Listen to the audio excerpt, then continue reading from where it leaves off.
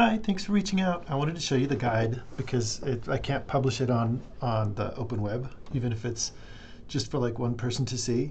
It has to be for like everybody. So this is the direction I'm going, and I'd be very interested to see if this aligns with your curriculum or the ideas that you have, or if there's different directions I can go. So there's 3 columns. Starting with column number 1, I made a video and I included it on the email.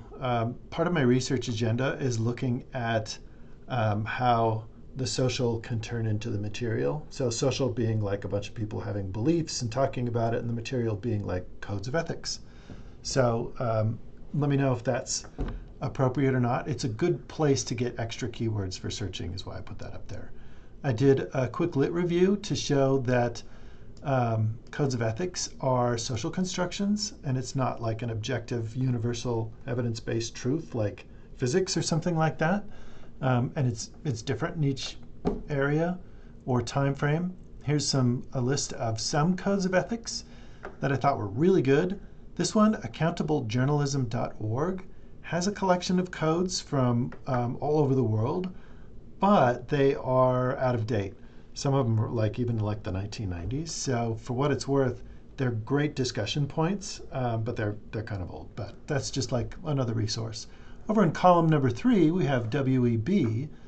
And my question over here is I was talking with a colleague about philosophers and philosophies, and we were thinking that there's some people like Martin Luther King or W.B. Du Bois, or maybe even, I don't know if Upton Sinclair considered themselves philosophers, but they do have commentary on the power of media and the value of media. Oh, I gotta get I just remembered another one that I have to put up there. And I would link to all of these, but for what it's worth, that's why I put these up here. I love this photo of WB because it makes him look very approachable, whereas some of his other photos kind of look kind of scary, very serious, for what it's worth.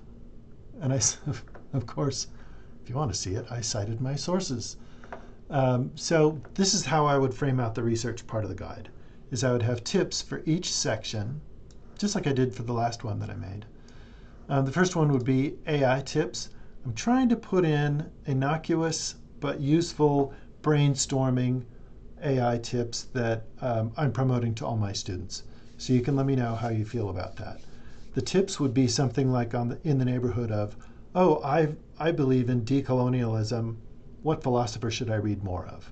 And I think I was looking at like racial equity or socioeconomic equity, and I asked AI that, and it said my philosopher is W.B. Du Bois. So for what it's worth, that's how I got that.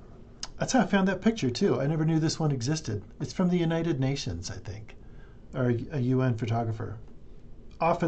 Back from the weeds.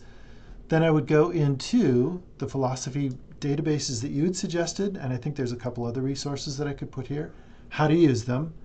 And then we would go into the media communication and journalism and how to use those in collaboration with building that narrative of philosopher to journalism to codes of ethics and things like that. And then I have an advanced section.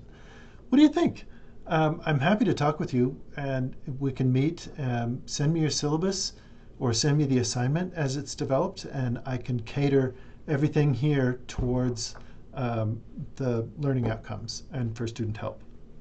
Thanks again for asking me for my help.